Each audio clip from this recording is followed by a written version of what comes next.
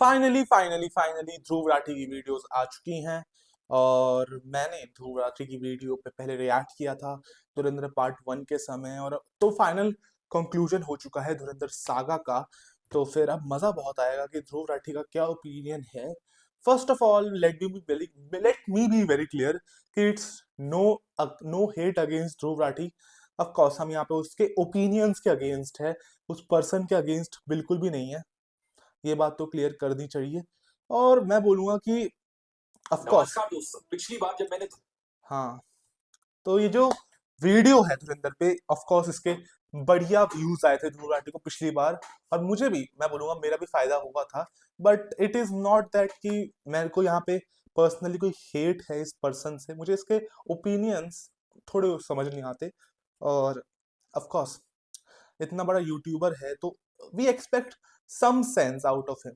Of course Sucharita Tyagi और Dhruv Rathee are of the same opinion.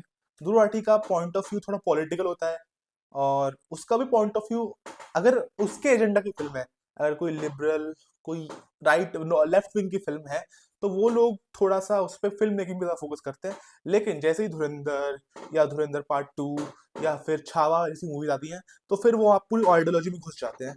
ये भी पॉलिटिकल आइडियोलॉजी में घुसेगा, मुझे पता है। चलो यार, मैं आज ज्यादा लंबा नहीं करूंगा बातें, पहले ध्रुव राठी पे रिएक्ट करेंगे।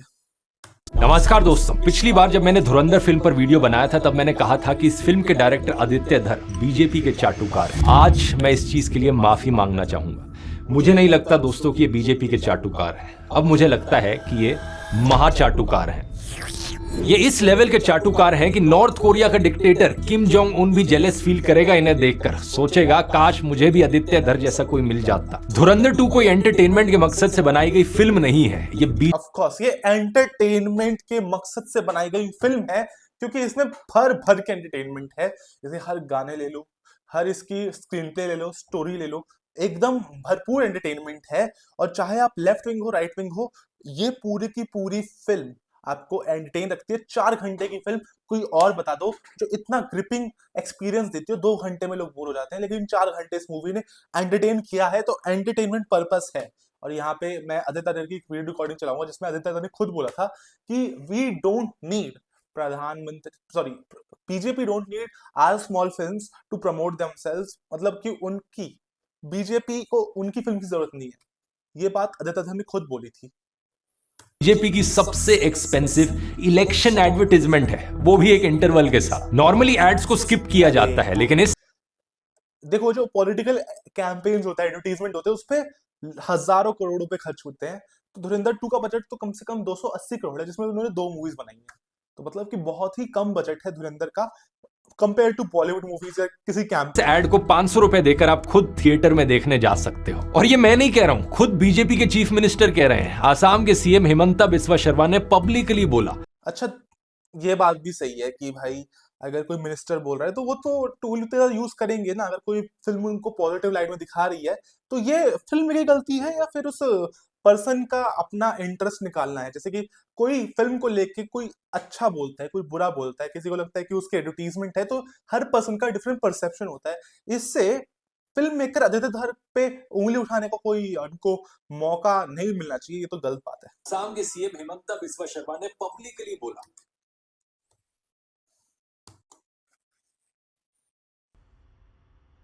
जो लोग धुरंधर देखने जा रहे हैं वो बीजेपी को वोट करेंगे। जो धुरंधर देखने जा रहे हैं वो लोग बीजेपी को वोट डालने वाला है। अच्छा है मेरे लिए। बीजेपी का ऑफिशियल हैंडल खुद फिल्म के गानों को मोदी के प्रमोशनल मटेरियल के तौर पर यूज कर रहा है। अच्छा, वो तो कांग्रेस का भी यूज कर रहा है। कांग्रेस के राहुल गांधी जी ने अभी एक गाना, धुरंधर मूवी गाने पे एक रील बनाई है। अगर आपको दिक्कत हो तो आप खुद देख लीजिए। तो उसमें कोई गाना यूज करने में कोई दिक्कत नहीं है, इसमें बड़ी बात क्या है। अब बात सिर्फ यहीं तक होती तो फिर भी ठीक था, लेकिन इस फिल्म में इतने झूठ भरे हैं, इतने झूठ भरे हैं कि इसके जरिए देश का इतिहास रीराइट करने की कोशिश की जा रही है। एक बड़े स्केल पे लोगों को ब्रेन वॉश करने की कोशिश की जा रही है। और कमाल की बात यह है कि ये उन इवेंट्स को झुठला रही है जो लोगों ने खुद जिए हैं। ऐसा करना ना सिर्फ देश की इंसल्ट है, बल्कि सभी देशवासियों का अपमान करना है। और इस सब के पीछे मकसद सिर्फ एक है, नरेंद्र मोदी की एडवर्टाइजमेंट। अब मैं यहाँ पे बोलूंगा कि फिल्म को ऐसे भी देख सकते हैं कि भाई जिसकी आइडियोलॉजी वो है, मेरे पापा की आइडियोलॉजी है कि वो बीजेपी को सपोर्ट करते हैं, तो उनको वो फिल्म ज़्यादा पसंद आएगी। उनको कोई नॉर्मल एवरेज फिल्म दिखा दो, लेकिन उस पे उनकी आइडियल, उनकी जो थॉट्स है वो थॉट्स मिल जाते हैं, तो वो फिल्म उनके लिए मास्टरपीस हो जाती है। वैसे ही जैसे कि आपने इस फिल्म को देख के इस फिल्म के टेक्निकल एस्पेक्ट्स, इनका म्यूजिक, इस फिल्म की सिनेमाटोग्राफी, इसकी स्टोरी, इसके परफॉर्मेंसेस, सबको इग्नोर करके इसमें जो खुद के मतलब का था वो देखा। तो ये अपने आप पे डिपेंड करता है कि आपकी जो लीनिंग होगी, लेफ्टिंग होगी, राइटिंग होगी, आप उस हिसाब से सोचोगे, उस हिसाब से फिल्म को लोगे। मैं न्यूट्रल बनता हूँ, मेरे को फिल्म से इतना प्यार है और मैं फिल्म काफ़ी देखता हूँ, तो फिर मुझे फिल्म में यही दिखता है कि भाई फिल्म में एंटरटेनमेंट क्वेश्चन है कि नहीं, फिल्म में वो स्टोरी सब्सटेंस है कि नहीं। तो मेरा तो सारा फोकस उस पर रहता है, क्या फिल्म की आइडियोलॉजी हमारे एक्सपीरियंस को अच्छा बनाती है या फिर बेकार करती है, ये मैटर करता है।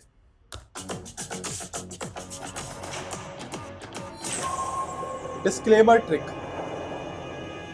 हर अच्छी एडवर्टाइजमेंट में दोस्तों एक डिस्क्लेमर होता है, वो छोटे छोटे अक्षरों वाली लाइन जो स्क्रीन के नीचे फ्लैश होती है, जैसे कोई पढ़ता नहीं है, या फिर वो तेजी से पढ़े जाने वाली line, investment subject to market risk. Dhurandhar का डिस्क्लेमर भी कुछ ऐसा ही है। फिल्म कहती है कि एक फिक्शनल वर्क है इंस्पायर्ड बाय रियल इवेंट्स, और कहा जाता है आपसे कि any resemblance to actual persons is purely coincidental. ये कहना ही अपने आप में एक साफ झूठ है। मतलब आप नरेंद्र मोदी का असली चेहरा और असली फुटेज इस्तेमाल करोगे, दाऊद इब्राहिम और बाकी गैंगस्टर्स का असली नाम यूज करोगे और फिर कहोगे कि ये तो सब इत्तेफाक है। ऐसे तो मैं भी कह दूं ये कार्टून शेयर करके कि ये फिक्शनल वर्क है inspired by real life events, और अगर आपको किसी का भी चेहरा मिलता जुलता लग रहा है किसी से, ये सिर्फ इत्तेफाक की बात है, प्योरली कोइंसिडेंटल। असलियत में ये डिस्क्लेमर एक लीगल चीट कोड है और इसी की आड़ में ऑडियंस को मैनिपुलेट किया जाता है ताकि आपको पता ही ना चल पाए कि सच्चाई कहां खत्म हुई और इमेजिनरी का। हाँ यार, ये बात मैं बोलूँगा धुरंधर ने पहली बार किया है। मतलब इससे पहले भी डी-डे और फैंटम जैसी मूवीज ने डी-डे और फैंटम जैसी मूवीज ने इन्हीं इवेंट्स को पिक करके एक fictional movie, real life events को पिक करके फिक्शनल मूवी बनाने की कोशिश करी है, लेकिन कहीं ना कहीं उसमें नाम बदल दिए जाते हैं, या बहुत सारी मूवीज में नाम बदल दिए जाते हैं। लेकिन धुरंधर पहली मूवी है जिसमें रियल लाइफ नाम यूज करे हैं, लोगों को दिखाया है, प्राइम मिनिस्टर को दिखाया है। तो ये एक बहुत ही अजीब बात थी कि मैं धुरंधर देख रहा हूँ तो मुझे लग रहा है कि यार रियल लाइफ नाम, तो उससे एक कनेक्ट बढ़ता है मूवी के साथ। और क्या फर्क पड़ता है, अगर जवान मूवी आए तो उसमें भी रियल लाइफ नाम दिखाया जाए, अब हर मूवी आए उसमें रियल लाइफ नाम दिखाया जाए, मुझे फर्क नहीं पड़ता है। लेकिन अगर अब मुझसे फेमिलियर होगा तो मेरा जरा इंटरेस्ट पड़ेगा मूवी में। जैसे अतीक अहमद का पहला सीन आता है मूवी में और उससे ही मैं हुक हो जाता हूँ कि ये चीज हमें अपनी मेमोरी में एकदम एम्बेडेड है कि वो न्यूज इवेंट पे क्या हुआ था, तो वो वहां से हमने कनेक्ट कर लिया और वहां से ही लोगों को पता चल गया कि भाई कुछ तो होने वाला है, और वही एग्जैक्टली हुआ। तो ये तो बहुत ही अच्छी आदित्य धर ने चीज करी कि रियल नाम यूज करे, ताकि ज्यादा ऑडियंस को खुद मेहनत करने की जरूरत नहीं पड़ी, उनके दिमाग में ऑलरेडी ये बन गया कि हाँ अब की स्टोरी कहाँ जाने वाली है, और जब वो होता है ना तब मजा कुछ और ही होता है। तो ये तो मैं बोलूंगा कि डिस्क्लेमर तो हर मूवी के साथ होता है, तो ये तो मैंडेटरी है, हर मूवी के साथ डिस्क्लेमर होता है, तो इसमें कोई गलत बात है वो तो समझ नहीं आया मुझे। कहानी कहां से शुरू हुई। यहाँ लिखी गई है फ्रेश टमेटो केचप। सो ऐसा लग सकता है कि ये फ्रेश टमेटो केचप है, लेकिन अगर आप पैकेज को घुमाओ ये सिर्फ ब्रांड नेम है and does not represent it's true nature. किसी भी एड का सबसे पावरफुल टूल यही होता है, फाइन प्रिंट में छुपा हुआ झूठ। आदित्य धर ने इस इंस्पायर्ड बाय रियल इवेंट्स वाली व्हाइट वॉशिंग में इतनी एक्सपर्टीज डेवलप कर ली है कि अगर ओसामा बिन लादेन जिंदा होता और उसे अपनी पब्लिक इमेज सुधारनी होती तो आदित्य धर उसके लिए फिल्म बनाता, Osama the misunderstood philanthropist, directed by Aditya Dhar, inspired by real events, but any resemblance is purely coincidental. देखो, ये कोई प्रधानमंत्री मोदी की बायोपिक नहीं है, बीजेपी की बायोपिक नहीं है, तो आप जब इवेंट्स को उठाते हो ना कि किसी पर्सन को उठाते हो तो ज्यादा बेटर रहता है मेरे हिसाब से, क्योंकि फिर आप किसी पर्सन को उठाओ, फॉर एग्जांपल संजू का एग्जांपल ले लो, तो फिर उस फिल्म से लोग डिस्कनेक्ट कर सकते हैं क्योंकि भाई उस फिल्म ने एक पर्सन को उठाया है, लेकिन आदित्य धर ने पर्सन को नहीं, सिर्फ इवेंट्स को उठाया है और उसके अराउंड कहानी बुनी है। तो इट इज ईजियर, मैं बोलूंगा कि एक अच्छी कहानी, एक बेटर स्क्रीन पे लिखने में ज़्यादा मजा आता है क्योंकि हम किसी पर्सन पे डिपेंडेंट नहीं है। तो ऐसा ओसामा बिन लादेन, मतलब कि मैं नहीं समझता कि कोई भी इतना अच्छा फिल्म मेकर है जो ओसामा बिन लादेन को जस्टिफाई कर सके। अब उस करने में तो कोई कुछ भी कर सकता है, कोई कुछ भी कर सकता है, लेकिन फर्स्ट ऑफ ऑल आदित्य धर ने इवेंट्स को उठाया है। तो अगर उन्होंने कोई वाइट वॉशिंग तो करी नहीं है। जो जैसा था, जमील जमाली कैरेक्टर जिस कालखंड से आता है, मतलब कि वो एक स्पाई होता है लेकिन वो कांग्रेस के टाइम पे आया होता है, तो वो चीज़ भी दिखाई है। तो ऐसा नहीं है कि पूरी वाइट वॉशिंग चल रही है या फिर कुछ और है। हर स्मार्ट एड अपना प्रोडक्ट बेचने से पहले ऑडियंस का मूड सेट करती है। परफ्यूम एड्स में रोमांटिक म्यूजिक बजता है, कार एड्स में खुली सड़कें दिखती हैं, और बीजेपी की इस एड में मुसलमानों को बारबैरिक दिखाया जाता है। फिल्म के शुरू में ही एक सीन है जहां पाकिस्तान में एक सिख आदमी को फेक ब्लास्फेमी चार्जेस पर जिंदा जला दिया जाता है। मॉब जो वहां मौजूद है वो सर तन से जुदा के नारे लगा रहा होता है। पॉइंट ये नहीं है कि पाकिस्तान में असल में ऐसी घटनाएं होती हैं या नहीं, पॉइंट ये है कि अगर बीजेपी की एडवर्टाइजमेंट करनी है तो उसमें मूड सेट हिंदू मुसलमान के बीच नफरत फैलाकर ही किया जाएगा। क्योंकि इस सीन को अगर आप फिल्म से निकाल भी देते तो उससे स्टोरी लाइन पर कोई फर्क नहीं पड़ता, कैरेक्टर डेवलपमेंट पर कोई फर्क नहीं पड़ता। नहीं, मैं बिल्कुल डिसएग्री करूंगा, क्योंकि वो सीन आपको देखोगे तो आपको पता चलेगा कि वहां पे संजय दत्त का जो कैरेक्टर है, नीनर कैरेक्टर है, वो दिख के आता है कि भाई ये बंदा भी बिल्कुल वैसा ही जैसा रहमान डकैत, जैसा कि अपना अपना ये मेजर इकबाल, ये सारे कैरेक्टर्स एक जैसे ही हैं। इनके अंदर की डार्कनेस दिख के आती है कि इनके नज़रों में इंसानियत की कोई वैल्यू नहीं है, इनके किसी ह्यूमन लाइफ की कोई वैल्यू नहीं है। और वो चीज़ ज़रूरी थी क्योंकि बाद में संजय दत्त को मारना था, तो हमें उसको उस कैरेक्टर से अंदर से हेट होना चाहिए। तभी वो जब उसकी मौत होगी तो इन लोगों को लगेगा कि हाँ, ये बंदा यही डिजर्व करता है। तो उस प्रॉपर उस सीन का वो पहले सेटअप किया और बाद में पे ऑफ मिलता है। ये सीन उतना ही अनइम्पोर्टेंट है जितना फिर हेरा फेरी फिल्म में डोमिनोज पिज्जा वाला सीन। वहां पर सिर्फ उसे इस पिज्जा ब्रांड को प्रमोट करने के लिए ऐड किया गया था, और यहाँ पर सिर्फ नफरत प्रमोट करने के लिए। लेकिन वो गैग अच्छा था, पिज्जा डेग मैकडोनल्ड वाला। ऑफ कोर्स वो एक प्रमोशन था, लेकिन मैं नहीं मानता कि ये जो सीन डाला है वो इतना इम्पोर्टेंट था। इसकी भी स्क्रीन प्ले में जगह थी। साइकोलॉजी में इसे इमोशनल प्राइमिंग कहा जाता है। पहले इमोशन जनरेट करो, फिर उस इमोशन के ऊपर अपना नैरेटिव बनाओ। ये टेक्निक ऐसी है जैसे कोई हलवाई पहले आपको एक तीखी मिर्च खिलाए, इतनी तीखी कि आपकी जुबान जल जाए, फिर उसके बाद आपको मिठाई खरीदनी ही पड़ेगी क्योंकि आपका मुंह जल रहा होगा। आदित्य धर ने इसी तरीके से ऑडियंस की जुबान जला दी ताकि बाद में जो भी प्रोपेगेंडा परोसा जाए वो सीधा हजम कर ले। अब देखिए फिल्म की सबसे मजेदार प्रोपेगेंडा ट्रिक। धुरंधर 2 के विलेंस की जिम्मेदारी सिर्फ विलेन बनने की नहीं है, इन बेचारों को हर सीन में मोदी की तारीफ भी करनी पड़ रही है। दाऊद इब्राहिम का कैरेक्टर कहता है, जब से ये चाय वाला आया है हमारे लोगों में डर बढ़ गया है। सोच कर देखो, इंडिया का मोस्ट वांटेड गैंगस्टर बैठकर प्रधानमंत्री की इफेक्टिवनेस का रिव्यू दे रहे हैं जैसे ये वो कोई स्विगी डिलीवरी ड्राइवर हो। 5 स्टार्स, बहुत इफेक्टिव, हाईली रिकमेंडेड। वाह मोदी जी वाह। लेकिन सीरियसली ये प्रोपेगेंडा टेक्निक कितनी शातिर है इसे समझना जरूरी है। अगर फिल्म का हीरो मोदी की तारीफ करता तो उससे ज्यादा असर नहीं पड़ता, लेकिन अगर फिल्म का सबसे बड़ा विलन मोदी की तारीफ कर रहा है तो ऑडियंस अलग लेवल पर कन्विंस्ड होती है। इमेजिन करो अगर एवेंजर्स में थैनोस कहता, अरे ये स्पाइडरमैन को जब से मैंने देखा है ना, तब से तो मेरे हाथ कांपने लगे हैं। आपके दिमाग को ऑटोमेटिकली लगने लगता कि स्पाइडरमैन सबसे पावरफुल हीरो है एवेंजर्स। हालांकि ऐसी लाइनें विलन से बुलवाना बहुत ही स्टूपिड चीज है, अजीबोगरीब लगती है, लेकिन at the end of the day याद रखिए इस फिल्म का मकसद हमजा को बेचना नहीं है बल्कि मोदी को बेचना है। हाँ, वो लाइन बोलता है दाऊद का कैरेक्टर, और चाय वाला चाय वाला चाय वाला ये बार बार हमें सुनने को मिलता है इस पूरी फिल्म में। देखा जाए तो ये फिल्म कहीं ना कहीं एक मैसेज दे रही है, ये नैरेटिव सेट कर रही है कि भाई एक नई सरकार आई है, तब से क्रिमिनल्स हो, गैंगस्टर्स हो, टेररिस्ट हो, सब में एक डर बैठा हुआ है।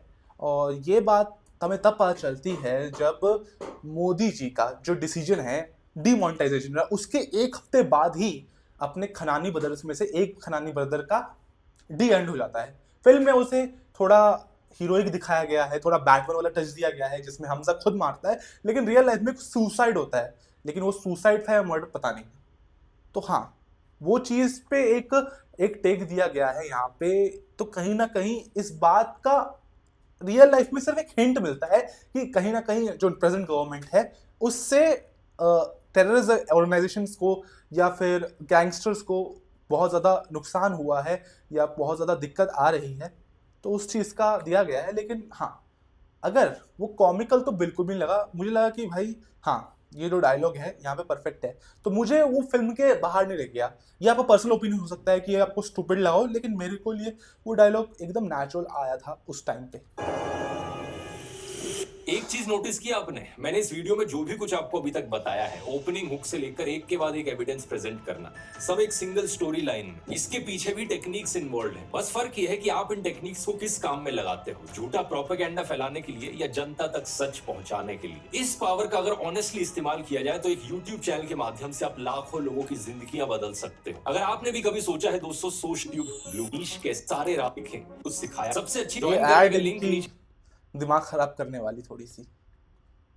एडवर्टाइजमेंट की दुनिया में हर एक एड एजेंसी को क्लाइंट एक ब्रीफ देता है। अच्छी एजेंसीज उस ब्रीफ को सटल तरीके से एग्जीक्यूट करती हैं कि ऑडियंस को पता ना चले कि उन्हें क्या बेचा जा रहा है। लेकिन आदित्य धर की एजेंसी ने इस चीज को सीधे सीधे दिखा दिया। फिल्म में 2014 में नरेंद्र मोदी की ओथ सेरेमनी दिखाई जाती है, वो भी रियल फुटेज के साथ। उसी वक्त एक आईएसआई से जुड़ा मेजर इकबाल अपने घर आता है और उसके पिता उसे कहते हैं कि तूने तो बोला था इस बार तेरी मर्जी के लोग इलेक्शन जीतेंगे, तूने अमेरिकन के डॉलर्स भर भर के इंडिया के एनजीओ, मीडिया, यूनिवर्सिटी, सोशलिस्ट सबको दिलवाए, लेकिन फिर भी वो लोग जीत गए। अब वैसे तो ये डायलॉग आईएसआई ऑफिसर ने बोला है, लेकिन अगर यही डायलॉग न्यूज चैनल पर बैठा कोई बीजेपी स्पोक्स पर्सन बोल रहा होता तो आप फर्क नहीं बता पाते, क्योंकि ये फिल्म लिटरली आईएसआई ऑफिसर्स के मुंह से संबित पात्रा के टॉकिंग पॉइंट्स बुलवा रही है। विदेशी ताकतें भी ऐसी हैं जिनके आंखों में वो खटक रहे हैं। नमस्ते, बिस्कुट खाओ। आदित्य धर ने यहाँ पर व्हाट्सएप फॉरवर्ड्स को अपना सिनेमैटिक यूनिवर्स दे दिया है। अगर फिल्म के शुरुआत में ये इंस्पायर्ड बाय रियल इवेंट्स की जगह इंस्पायर्ड बाय व्हाट्सएप फॉरवर्ड्स लिखता तो ज्यादा सच होता। इस चीज को रियलिटी से मैच करके देखो। फिल्म कहती है कि अमेरिका मोदी को प्रधानमंत्री नहीं बनने देना चाहता था, लेकिन 2014 में जिस दिन इलेक्शन रिजल्ट्स आए, उसी दिन यूएस के प्रेसिडेंट बराक ओबामा ने मोदी को पर्सनली कॉल करके बधाई दी थी, व्हाइट हाउस में इन्वाइट किया था। अब अमेरिका अमेरिका कहां से आ गया? क्या बोल कहो कि शायद इलेक्शन जीतने के क्या बोल रहे हो भाई? बाद वो पलट गए होंगे, लेकिन ये खबर देखो, फरवरी 2014 में इलेक्शन रिजल्ट से 3 महीने पहले यूएस एम्बेसडर खुद गुजरात जाकर मोदी से मुलाकात कर रही थी। यानी अमेरिका पहले से ही मोदी के साथ काम करने की तैयारी कर रहा था। और अमेरिका तो छोड़िए, 2018 में पाकिस्तान के former ISI head lieutenant general Asad Durrani ने खुद कहा कि आईएसआई मोदी को प्रधानमंत्री के तौर पर प्रेफर करता है। ये देखो आर्टिकल में क्या लिखा है, मोदी के जीतने पर पाकिस्तान का रिएक्शन था कि it served India right. Modi अब इंडिया की इमेज और इंटरनल बैलेंस डिस्ट्रॉय करेंगे। ये भाई आप किसकी स्टेटमेंट ले रहे हो भाई? वो आईएसआई का बंदा है, ऑफ कोर्स उसकी डिप्लोमेटिक रिलेशनशिप्स बनाने के लिए वो ये सारी बातें बोलेगा। मुझे नहीं लगता कि हमें इन स्टेटमेंट को सीरियसली लेना चाहिए, ऑफ कोर्स, जबकि वो किसी ऐसे कंट्री में के जो भाई जो पहलगाम में अटैक टेररिस्ट से करवाते हैं या फिर वैसी चीज़ें करवाते हैं, यहाँ प्लान करते हैं। मुंह में तो मतलब सामने तो काफ़ी अच्छी बातें कि भाई ये इंडिया को डेवलप होना देखना चाहते हैं या फिर इंडिया की तरक्की देखना चाहते हैं, लेकिन पीठ पीछे टेरर अटैक्स, ये सब वो सब। तो भाई मैं नहीं मानता ये स्टेटमेंट जो भी ये बोल रहे हैं आईएसआई एजेंट। मेरे को लगता है कि आप जो कर रहे हो ध्रुव राठी, आप यहाँ पे बहुत ज़्यादा मुझे लग रहा है कि कंफ्यूज लग रहे हो। आपको धीरे धीरे ध्यान से आराम से सोचना चाहिए कि ये जो फिल्म है इससे वोटिंग पैटर्न अफेक्ट नहीं होने वाला, क्योंकि 2024 में ही शायद जनरल इलेक्शन हुए थे, उससे पहले जवान आई थी और जवान में आपने ही बोला था कि बीजेपी सरकार की शॉर्टकमिंग्स को दिखाया गया है। तो क्या उसके बाद वो जो एडवर्टाइजमेंट थी INDA जो उसको यूज़ कर रहा था कि भाई उसमें बीजेपी की बुराई करी गई है, तो क्या जवान देखने के बाद जो 1000 करोड़ कमाई थी जिसने, तो बहुत बड़ी हिट हो गई थी, तो क्या उसके बाद वोटिंग पैटर्न अफेक्ट हुआ? तो क्या लोगों ने फिल्म देख के अपने वोट डाले? That is very stupid statement to say कि भाई एक फिल्म को एडवर्टीजमेंट की तरह और फिर वोटर्स अपने अंदर। यानी असल में आईएसआई चीफ ने कहा कि उसे मोदी पसंद है और फिल्म में क्या दिखाया जा रहा है, ठीक इसका उल्टा। अरे बाप रे, ये तो धोती खोल रहा है। नहीं, आप सिर्फ ऐसी स्टेटमेंट्स दे रहे हो जिसके पीछे कोई मुझे नहीं लगता कि सॉलिड दम है। आप अपनी वीडियो में खुद को कुछ भी दिखा लो, लेकिन एक बार आप किसी रियल लाइफ पॉडकास्ट में आते हो तो आपका जितनी भी स्क्रिप्ट राइटर्स है वो तो आपके पास होते नहीं, तब तो फिर आप वही जेनरिक सी बातें करते हो, तो इससे आप इंटेलेक्चुअल नहीं हो जाते। आपके पास बस स्क्रिप्ट राइटर्स हैं तो आप खुद की वीडियोस भी नहीं लिखते, आप बस अप्रूव करते हो। शायद से आपने इस बार फिल्म देखी है, नहीं देखी, ये भी नहीं पता। ये भी आप सिर्फ पॉइंट्स ही बता रहे हो, इससे ये भी नहीं पता चलता कि आपने फिल्म देखी भी है या नहीं।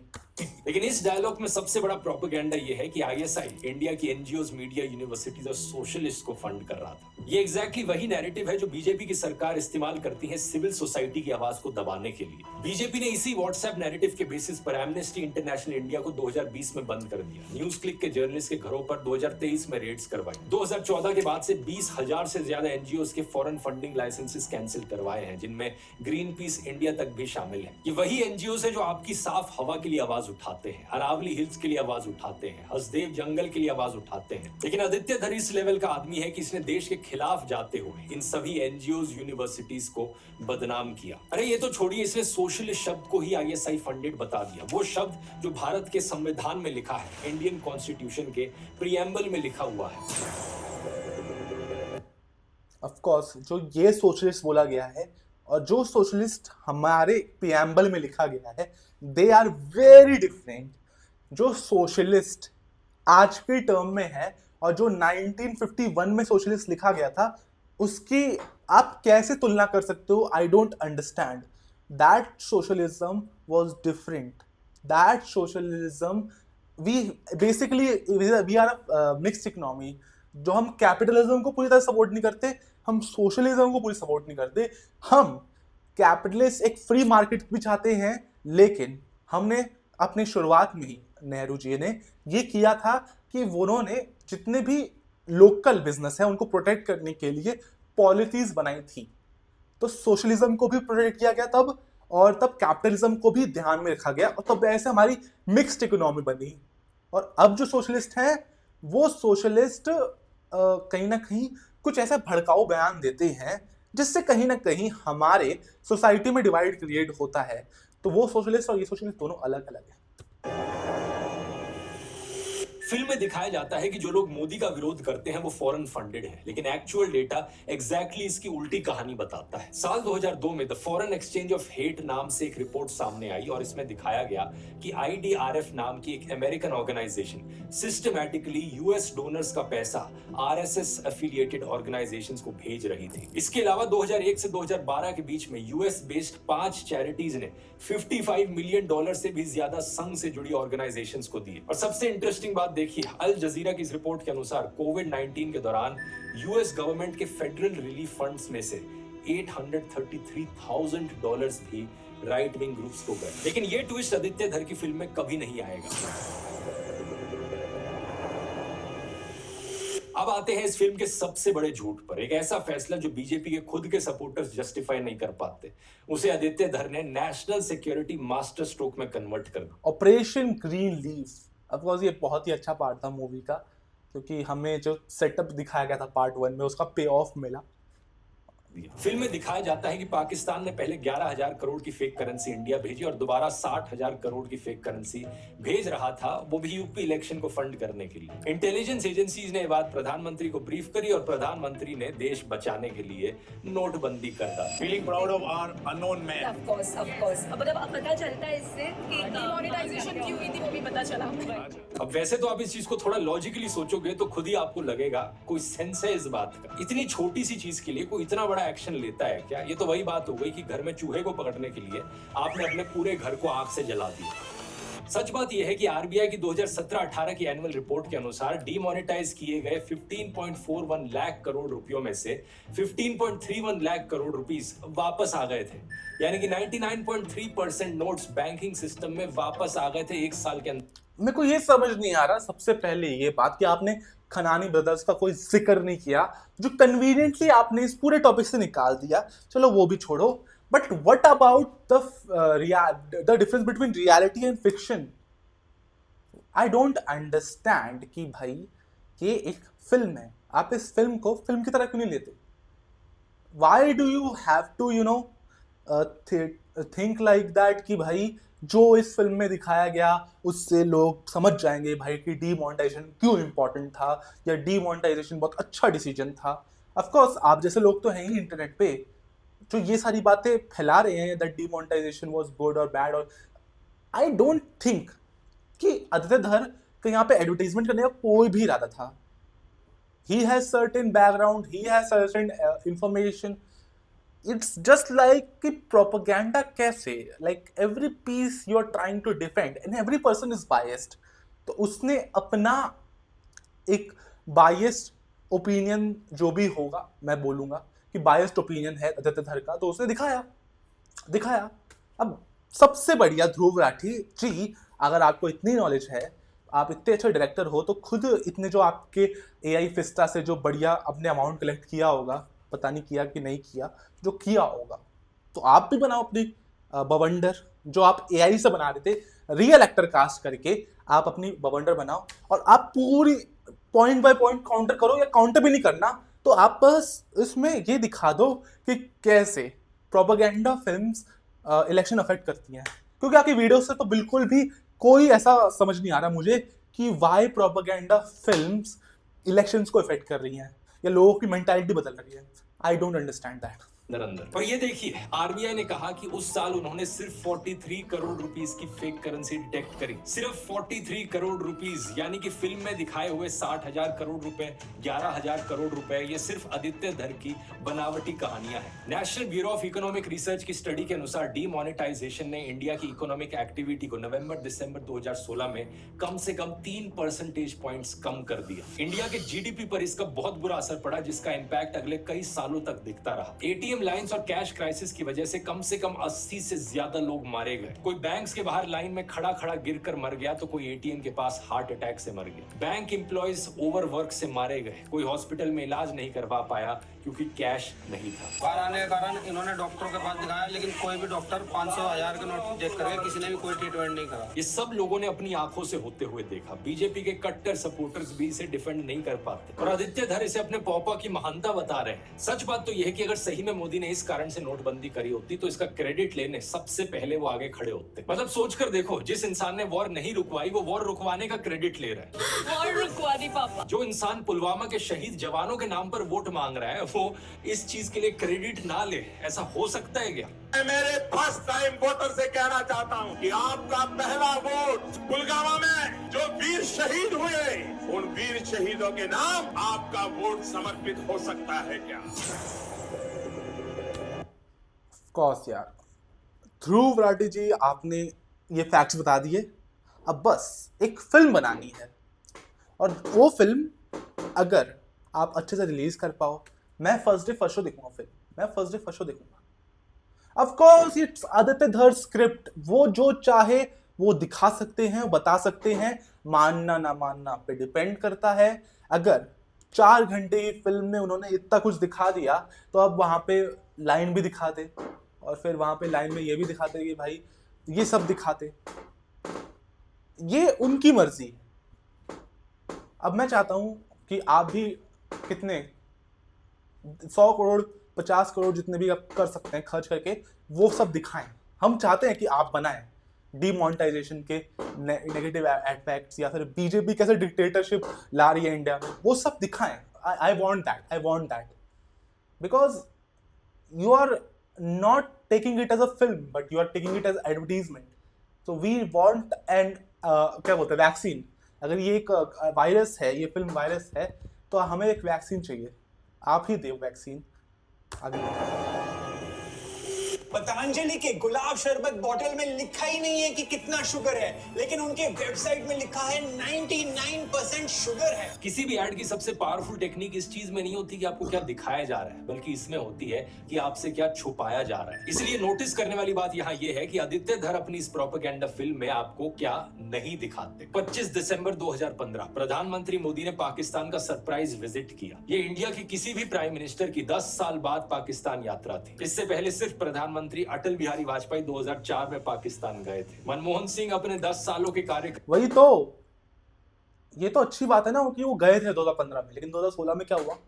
उरी अटैक हुआ और उसका सर्जिकल स्ट्राइक भी हुआ, जिसका जो ऑलरेडी एकदम बिल्कुल मतलब एक अच्छा मैं बोलूँगा कि डिसीजन था उरी अटैक। और आप लोग आज भी उसको प्राइम मिनिस्टर वहाँ के वो झुटला देते हैं, तो हम उनकी बात क्यों माने? ऐसा मतलब उरी के टाइम भी लोग बोला था कि ये कुछ इवेंट्स हुए ही नहीं। क्रिटिक्स ने बोल दिया था कि उरी तो हुआ ही नहीं था अटैक, ये सब डायरेक्टर आदित्य धर क्या फिक्शनल प्रोपेगेंडा है। तो वही आप बोल रहे थे कि 2015 में गए और 2016 में पाकिस्तान ने अपनी असलियत दिखा दी सबको। Now what do you have to say कि भाई हमने तो हाथ बढ़ाया था, लेकिन उन लोगों ने हमें बैकस्टैप किया। काल में कभी पाकिस्तान नहीं गए। नवाज शरीफ के घर पर दोनों लीडर्स ने करीब 90 मिनट बैठक की और साथ में खाना खाया। फिल्म में ये आपको नहीं दिखाया गया है क्योंकि ये फिल्म के नैरेटिव के खिलाफ जाता है। जो प्रोडक्ट आपको बेचने की कोशिश की जा रही है उस प्रोडक्ट के खिलाफ जाता है। इसी विजिट के 8 दिन बाद 2 जनवरी 2016 को पठानकोट एयरफोर्स स्टेशन पर टेरर अटैक होता है। पाकिस्तान से आए आतंकवादियों ने इंडियन आर्मी की यूनिफॉर्म्स पहनकर बेस पर हमला किया। 7 इंडियन सिक्योरिटी पर्सनल शहीद होते हैं। ये कहानी भी आपको फिल्म में नहीं मिलेगी क्योंकि इस एड कैंपेन में फिट नहीं होती। इसी तरीके से है फरवरी 2019 में पुलवामा हमला। 40 से ज्यादा सीआरपीएफ के जवान शहीद हुए। एनएसए अजीत डोभाल, जिन पर फिल्म का मेन कैरेक्टर बेस्ड है, 2019 में ये एनएसए थे। 11 इंटेलिजेंस इनपुट्स आ चुके थे कि कुछ होने वाला है, लेकिन एक्शन नहीं लिया गया। ये सब आपको इसलिए नहीं दिखाया जाएगा क्योंकि आप प्रोडक्ट खरीदोगे ही नहीं ऐड देखने के बाद। अब सोचकर देखो, अगर कोई भी फिल्म मेकर यही सेम टेक्निक्स का इस्तेमाल नरेंद्र मोदी के खिलाफ इस्तेमाल करे तो क्या होगा। गलवान की रियल फुटेज आपको दिखाई जाती है जहां 2020 में चाइना ने 20 इंडियन सोल्जर्स को मारा। फॉर्मर आर्मी चीफ की किताब का रियल कोट इस्तेमाल किया जाता है। प्रधानमंत्री ने आर्मी चीफ को क्लियर ऑर्डर्स देने की बजाय कहा जो उचित समझो वो करो। प्रधानमंत्री का ऑल पार्टी मीटिंग वाला स्टेटमेंट दिखाया जाता है, ना कोई घुसा है। और फिर ये दिखाया जाता है कि ये स्टेटमेंट ऑफिशियल वीडियो से हटवा दिया गया। इस सारे सच के बीच में अब थोड़ा सा झूठ घोल दो। कहो कि चाइना के साथ सीक्रेट डील हुई थी बीजेपी की। कह दो कि इलेक्टोरल बॉन्ड्स के जरिए इन्हें फॉरेन फंडिंग मिली थी देश के खिलाफ जाने के लिए। और बाद में इंस्पायर्ड बाय रियल इवेंट्स का डिस्क्लेमर लगा दो। ऑफ कोर्स प्लीज, मैं ये मूवी देखने के लिए बहुत एक्साइटेड हूँ। आप बस डेट अनाउंस कर दो। आप बनाओ ना, आपको रोका किसने है? आपको रोका किसने? मतलब कि आपको क्या लगता है कि नहीं बनी है ऐसी फिल्में? मतलब ऑफ कोर्स ये एग्जैक्ट ऐसी फिल्में नहीं बनी है, लेकिन क्या लेफ्ट विंग फिल्में नहीं बनी है? ऑफ कोर्स कोविड-19 में जो खराब मैनेजमेंट था उसको दिखाती हुई जवान में उसका एक इशू उठाया गया था, जिसको आपने खुल के प्रमोट किया। आपकी एक पूरी वीडियो है उस पे, तो बनाओ, नो प्रॉब्लम। मैं इलेक्शन कमीशन और सुप्रीम कोर्ट से सवाल करना चाहूंगा, क्या देश में इस तरीके की फिल्में बनाना अलाउड है जहां पर किसी नेशनल पॉलिटिकल पार्टी को एंटी नेशनल दिखा दिया जाए? क्या ऐसा कंटेंट बनाना अलाउड है जहां पर आप सच के साथ झूठ घोल दो किसी पॉलिटिकल लीडर को प्रमोट करने के लिए और किसी दूसरे को बदनाम करने के लिए? अगर अलाउड है तो हैरान मत होना अगर फ्यूचर में इन्हीं टेक्निक्स का इस्तेमाल करके कोई फिल्म या कोई कंटेंट सोशल मीडिया पर बीजेपी को देशद्रोही घोषित कर दे। अब आते हैं इस ऐड के सबसे डिस्टर्बिंग सीन पर, और ये जेन्युइनली डिस्टर्बिंग है क्योंकि ये रियल लोगों की रियल मौत को एंटरटेनमेंट की तरह पेश करता है। फिल्म में आतिक अहमद पर बेस्ड आतिफ अहमद का कैरेक्टर जेल से बाहर आता है, मीडिया को इंटरव्यू दे रहा है और तभी उसे गोली मार दी जाती है।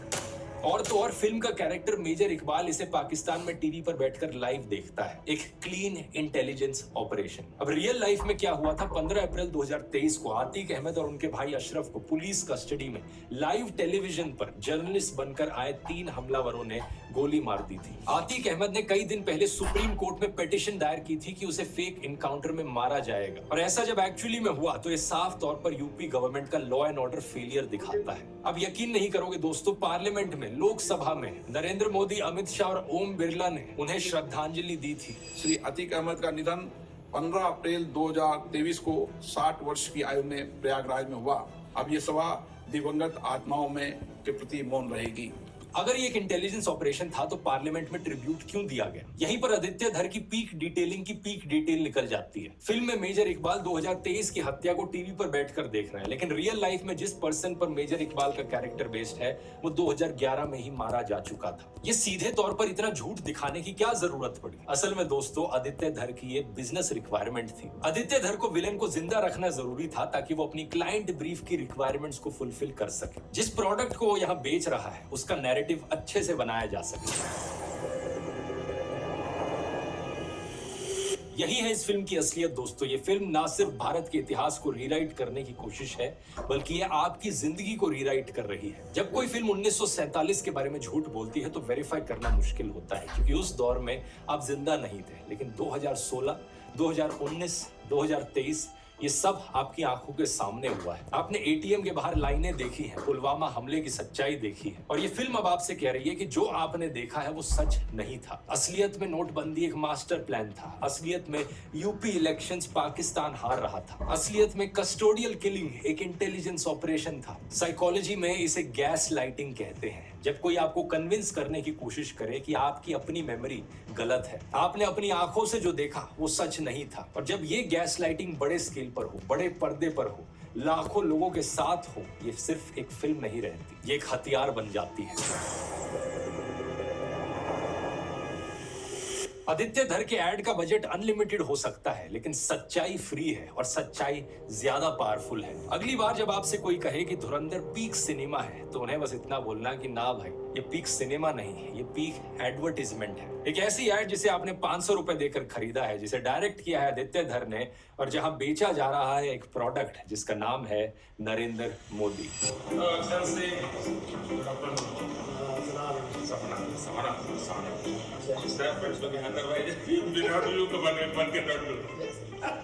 बस दिक्कत यह है कि ऐड कितनी भी महान बना लो, अगर प्रोडक्ट में दम नहीं होगा ना, तो काम नहीं बनेगा।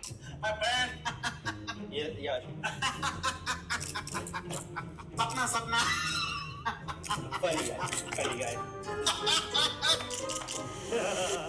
मतलब अब खुद ही देख लो, कुछ असली वीडियोस दिखाने की देर है और इनके सारे ऐड के एफर्ट पर पानी फिर जाता है। अगर इस प्रोडक्ट की असलियत और डिटेल में जानना चाहते हो तो मैंने एक लंबी एनालिसिस करी है, जिससे सारा सच सामने आ जाता है। यहाँ क्लिक करके इस वाले वीडियो में देख सकते हो, और YouTube ब्लूप्रिंट कोर्स को चेकआउट करने के लिए यहाँ ओके फाइनली वीडियो खत्म हो गई। Thank God. ऑफ कोर्स इनकी वीडियो के बाद इसकी पॉपुलैरिटी और बढ़ेगी फिल्म की। ऑफ कोर्स ये बहुत ही अच्छा कोइंसिडेंट हुआ कि जैसे ही फिल्म ने 1000 करोड़ का पोस्टर निकाला जियो स्टूडियोज ने ऑफिशियल, उसी के बाद मैंने ये वीडियो देखी और आई विल थिंक कि अब 2000 करोड़ कहीं नहीं गए। मूवी बहुत अच्छा कर रही है बॉक्स ऑफिस पे, और इनको मैं बोलूंगा कि इनका जो एनालिसिस था वो मुझे तो बिल्कुल भी पसंद नहीं आया, क्योंकि इस फिल्म में इन्होंने मूवी का नहीं, इसकी पता नहीं कौन सी आइडियोलॉजी खोल के निकाली और इनको एडवर्टीजमेंट लगी। कोई बात नहीं, गुड फॉर हिम, बट अगर मैं देखूं कि मूवी ने उस उन टेररिस्ट को मारा है जिन टेररिस्ट पे बड़े बड़े आरोप लगे हुए थे, और मूवी में उनकी मौत को दिखाया है, तो किसी ने कोई ऑब्जेक्शन नहीं दिखाया, चुनिंदा लोगों के हिसाब से, जिनमें ध्रुव राठी उनमें से एक है। और बात करें बाकी लोगों की, तो उन्होंने बाकी लोग जिसमें हमारे आते हैं, अतीक अहमद तो आते ही हैं, और जितने भी अपने जो पहले बोलते हैं हिंदू बड़ी डरपोक कौम है, जहूर मिस्त्री, उनका जिक्र नहीं किया, क्योंकि उन्हें पता था कि जहूर मिस्त्री पे ऑलरेडी टेरर अटैक के एलिगेशन लगे हुए हैं, तो उन्होंने कन्वीनियंटली जहूर मिस्त्री का कोई मेंशन नहीं, खनानी ब्रदर्स का कोई मेंशन नहीं, उन सब बातों पे इन्होंने बहुत अच्छे से कवर अप किया। और बोलते हैं कि भाई आदित्य धर एडवर्टीजमेंट में तो आप भी बहुत एक्सपर्ट हैं, बस आप जो एडवर्टीजमेंट का उल्टा है वो कर रहे हैं। यानी कि अगर किसी बीजेपी की एडवर्टीजमेंट है अपनी धुरंधर मूवी, तो आप उस एडवर्टीजमेंट का जो जवाब दे रहे हैं, तो इससे आप इनडायरेक्टली किसी और चीज को प्रमोट कर रहे हैं। अब उन लोगों ने आपको पैसे दिए हैं, तो मैं तो कोई इल्जाम लगाऊंगा, क्योंकि ये आपका पर्सनल ओपिनियन है, और जिन लोगों को पसंद आई उनका वो पर्सनल ओपिनियन है। और मुझे लगता है कि आपकी ये जो वीडियो है, जो आपने बड़ी मेहनत से बनाई, और मुझे लगता नहीं इतनी मेहनत लगी होगी, क्योंकि ये सारी चीजें इन्होंने ट्विटर से उठाई हैं। ट्विटर का हर एक पॉइंट इनकी वीडियो में दिखेगा। इसका मतलब साफ है कि इन्होंने सादा जो अपनी पूरी की पूरी रिसर्च है वो ट्विटर पे रखी थी, एक्स पे बेस्ड रखी थी, तो इन्होंने बस वो सारी चीजें ली, एक वीडियो में डाली और वीडियो आपके सामने प्रस्तुत करी। कोई बात नहीं, फेयर इनफ। और अगर इनको पढ़ाना नहीं आता तो फिर बता दूं कि फिल्म में जो इवेंट्स दिखाए गए हैं उसमें रियलिटी भी है नामों को लेके, लेकिन थोड़ा बहुत ऊपर नीचे कर दिया गया है। जैसे कि कश्मीर इलियासी की मौत, तो वो सिर्फ कैरेक्टर जो था अर्जुन रामपाल का, उसका लुक कश्मीर इलियासी से मिलता था, लेकिन वो उन सारे आईएसआई हेड्स को क्या बोलते रिप्रेजेंट करते हैं जिन लोगों ने टेरर अटैक्स प्लान करे थे। तो वो बहुत सारे कैरेक्टर्स को मिला के एक कैरेक्टर बना गया है, और जैसा कि इन्होंने पूरी फिक्शनल कहानी है, तो मैं मानता हूँ ये पूरी फिक्शनल कहानी है, लेकिन इन्हें खुद ही लगता है कि वो रियलिटी है, या फिर रियलिटी है इसलिए वो ये सारी बातें बोल रहे हैं ताकि लोगों को मैनिपुलेट कर सकते हैं। लेकिन आपका मैनिपुलेशन फेल हो चुका है और इस मूवी ने अच्छा खासा कमाई करी है। मैं बोलूंगा कि इन लोगों को अब ये इलेक्शन रिजल्ट्स पे असर डालती है नहीं डालती, कोई फर्क नहीं पड़ता मुझे उससे। मुझे बस इतना पता है कि it is a good film, it's not a propaganda film कि भाई इसे विकिपीडिया पे प्रोपेगेंडा लिख दिया तो फिर दूसरे साइड वालों ने जवान को प्रोपेगेंडा लिख दिया, और अभी देखोगे चेक करोगे तो जो जवान प्रोपेगेंडा है पे लिखा है विकिपीडिया पे ना धुरंधर का लिखा है। तो ये बस अपना अपॉर्चुनिज्म कर रहे हैं, और ऑफ कोर्स ये बहुत सक्सेसफुल हो जाते हैं क्योंकि ऑफ कोर्स मेरा क्यूरियोसिटी जगती है, लेकिन फिर ये एक ऐसा गिल्ट है मेरा कि भाई इनको जितना देखो उतना मुझे अफसोस होता है कि मैंने ये वीडियो क्यों चालू करी। और कभी कभी ही चालू करता हूँ, कई मूवी आ गई, एनिमल हो गई, धुरंधर हो गई, तभी ऐसा लगता है। लेकिन चलो कोई बात नहीं, इन्होंने जो बनाई बनाई, ये मेरा ओपिनियन था। अगर आपको वीडियो पसंद आई तो लाइक करें, ज्यादा पसंद आ गई तो सब्सक्राइब करें, और ध्रुव राठी जैसे लोगों को अगर आप पसंद नहीं करते तो प्लीज, या फिर नॉट पर्टिकुलरली पर्सन, लेकिन उनके ओपिनियंस को आपको लगता है कि क्या फूके ओपिनियंस लिख देते हैं, तो फिर इस वीडियो को ज्यादा से ज्यादा लाइक करें, कमेंट करें और सब्सक्राइब करें to scoop for more videos like this.